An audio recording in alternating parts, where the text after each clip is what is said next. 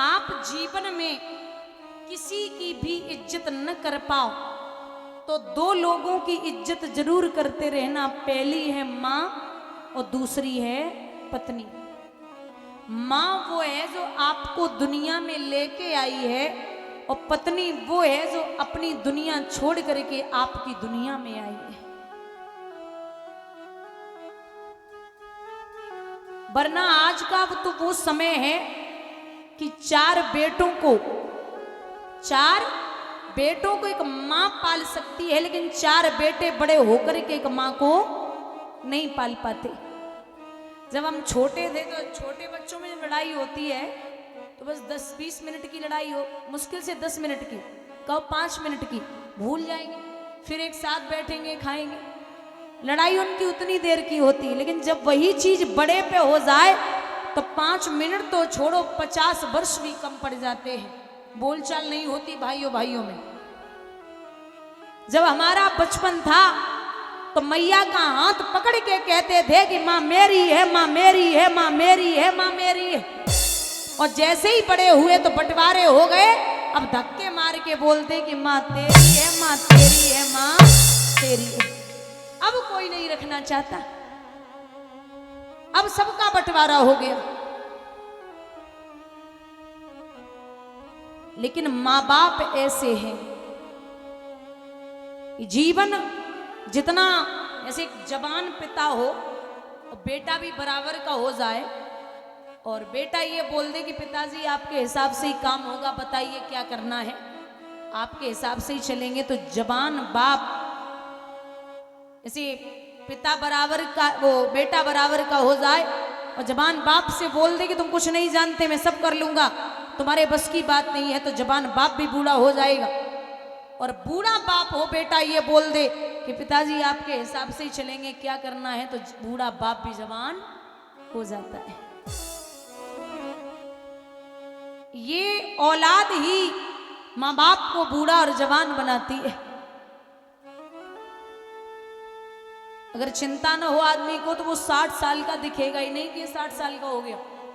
अगर चिंता नहीं, औलाद से संपन्न है, परिवार से संपन्न है और सुखी है हर तरीके से। क्योंकि तकलीफ तो इस बात की है, मैं हमेशा लोगों को कहती हूं कि अगर बच्चों की शादियां भी करनी है, घर में बहू लानी है तो घर में बहू ही लाइए, बहू रानी मत लाइए। बहू आएगी वो संस्कार लेके आएगी और बहू रानी आएगी वो कार लेके आएगी। बहू आएगी वो आपका कहना मानेगी और बहू रानी आएगी आपको उसका कहना मानना पड़ेगा। बहू आएगी वो आपका काम करेगी और बहू रानी आएगी आपको उसका काम करना पड़ेगा। बहू आएगी वो आपकी बात मानेगी और बहू रानी आएगी आपका बेटा उसकी बात मानेगा।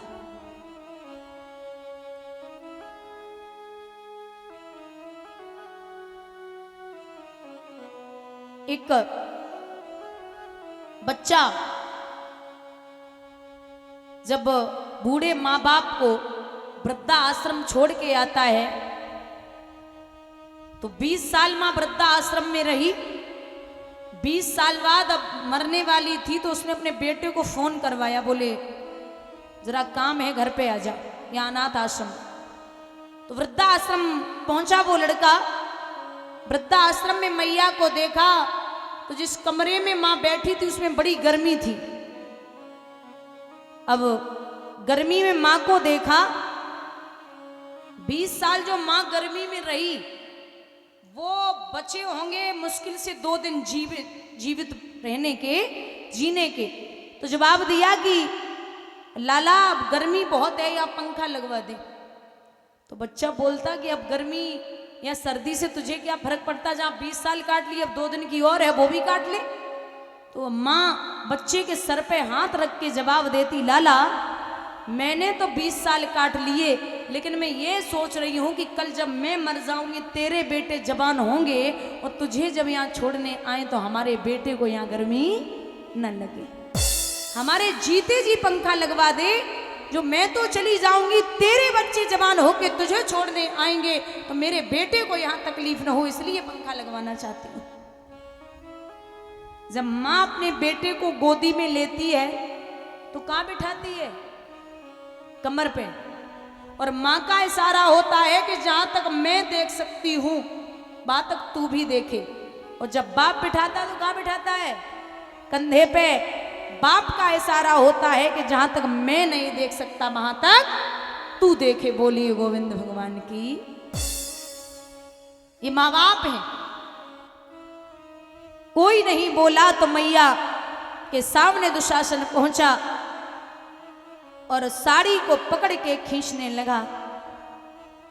तो एक बात कही है द्रौपदी ने हाथ जोड़ के, अरे ओ माधव, खींचे खींचे रे दुशासन मेरो चीर, अरे सुनो बनवारी।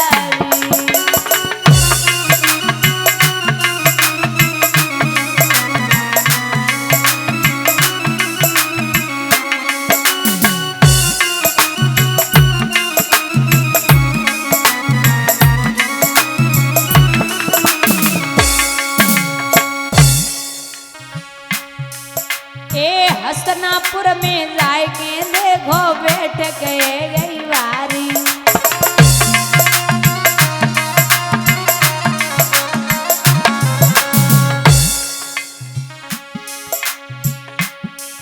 अरे कौरव पांडव सभा बीच में गिरी द्रौपदी नारी, उनके नैनन से बरसे नीर, अरे जे सुनो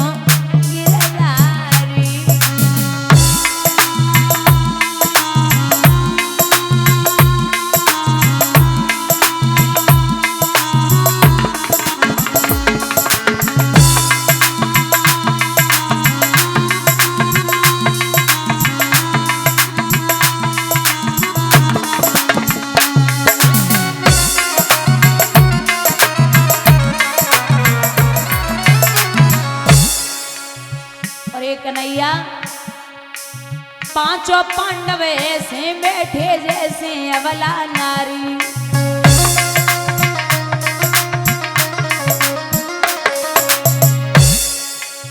द्रौपदी पहना मन में सोचे दुर्गति वही हमारी, नहीं है धरैया कोई धीर, अरे जे सुनो गिरधारी।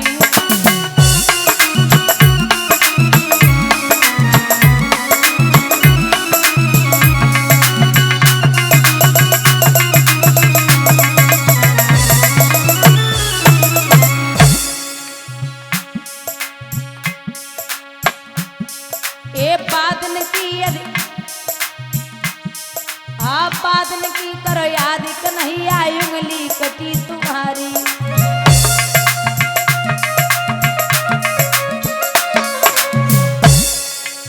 दोनों हाथन पट्टी बांधी चीर के अपनी सारी।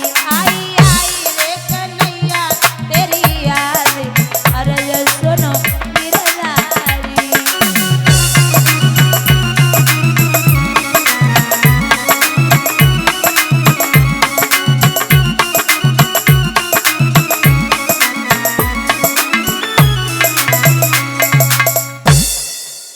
रोई है बहना।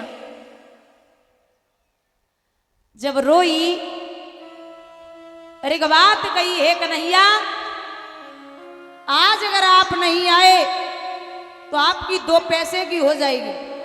क्योंकि कृष्ण, मैं अगर नगिन हो भी जाऊंगी तो मेरा कुछ नहीं बिगड़ेगा। क्योंकि जब बच्चा पैदा होता तो नगिन अवस्था में ही होता है। हम पैदा हुए थे तो नगिन ही हुए थे। लेकिन कृष्ण, अगर अब नगिन हो गए तो मैं आपकी बहन हूं।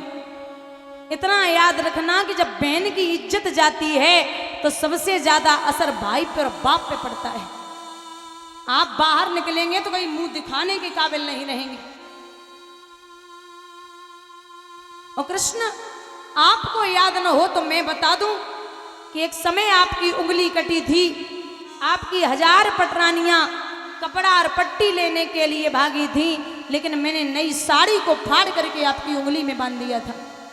उस साड़ी का बदला दे जाइए गोविंद, आज तुम्हारी बहन पे बड़ी भारी भीड़ पड़ी है। महाराज, कृष्ण द्वारिका में बैठे बैठे रोए रहे। सो रुक्मणी ने जब देखो कि कन्हैया रोए रहे हैं, सो पैर पकड़ के हाथ कलाई पकड़ के घुटनन के बल बैठ गई। क्या बात है नाथ, आज आप रोए? सो कृष्ण रुक्मणी से बोले, देवी कुछ मत पूछे, क्यों? आज हमारी बहन पे बड़ो संकट है। अरे तो जाइए ना, यहाँ क्यों बैठे हो आप? सो भगवान रोई के बोले, देवी अबे एक बार द्रौपदी ने मोको भैया ना बुलाऊ, फिर क्या कह रही? बोले द्वारिकाधीश द्वारिकाधीश चिल्ला रही है। एक बार बोल दे कि भाई हूं उसका, मैं जाऊंगा। और अभी तो उसने खुद साड़ी पकड़ रखी है, और जैसे ही साड़ी छोड़ेगी वो दोनों हाथ ऊपर उठा दे, मैं खुद पहुंच जाऊंगा। कृष्ण खड़े खड़े तमाशा मत देखो, बहन की इज्जत चली जाएगी, आप पहुंचिए। और इधर द्रौपदी रोई की बोली, कृष्ण आप नहीं जानते कि यहाँ कोई नहीं बोल रहा, जितने आपके ये सब बैठे हैं इनकी आवाज नहीं निकल रही। और का बोली बहना? अरे बैठे परिवारी कन्हैया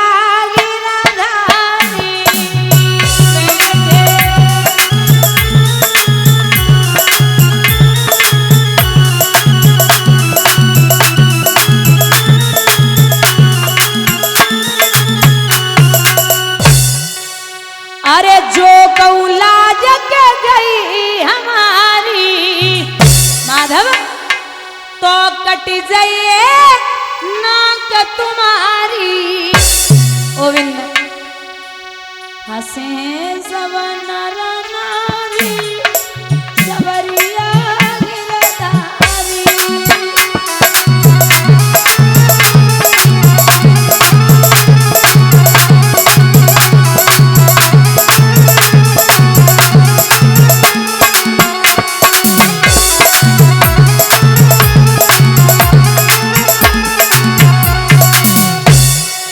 अरे पति हमारे मौन खड़े हैं, और कौरव अपनी जिद पे अड़े हैं।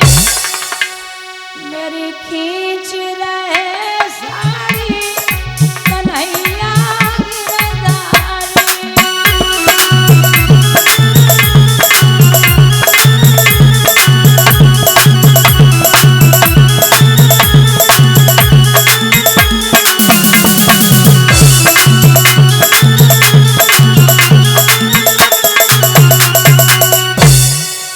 अरे लाज गई तो कहा बचोए, और सब कहीं मेरा चीर खिंचोए। जाए लोग लाज सारी सवरिया गिरधारी।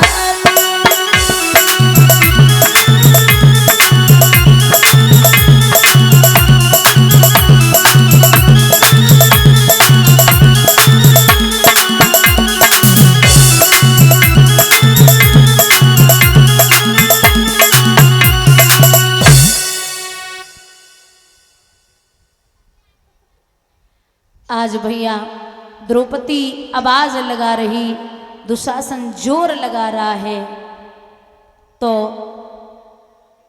एक कहावत है कि दुख में सुमिरन सब करें, सुख में करे न कोई, और जो सुख में सुमिरन करे तो दुख काए को। अब एक तरफ सोच रही कि मैं खुद को बचा लूंगी, लेकिन वही कहते हैं ना कि प्रेम गली अति सांकरी, जामे दोए न समाए। एक ही आ सकता है, या परिवार या खुद या फिर भगवान, एक ही आ सकता है। आप सोचो कि परिवार मेरा हो जाए, मैं परिवार के प्रति इतना मोह रखूं, परिवार के प्रति आसक्त हूं और भगवान को भी मान लूं, तो ये कभी नहीं हो सकता। लोग कहते हैं कि हम पे इतना कष्ट है, इतनी तकलीफ है और मैं परेशान हूं, जितनी पूजा करता हूं उतनी तकलीफ होती है। तो आप एक बात बताइए, आपके दरवाजे पे 10 बच्चे खेल रहे हो और एक आपका भी बच्चा हो, तो आपका मन हो जाए टॉफी, बिस्किट, चॉकलेट, आप जितने भी बच्चे उन सबको देंगे, अपने वाले को अकेले नहीं दे देंगे अगर उदार हृदय के हो। और अगर वो 10 के 10 ऊधम करें तो मारना किसको है, पीटना किसको है, अपने वाले को। ऐसे ही भगवान कहते कि मैं खुश तो हर किसी को रख सकता हूं, लेकिन दुख और तकलीफ में उसको देता हूं जिसे मैं अपना मानता हूं, जिसे मैं जानता हूं कि ये मेरी तकलीफ झेल लेगा। आप लाख जतन कर लो, उसे जो करना होगा वो वही करेगा।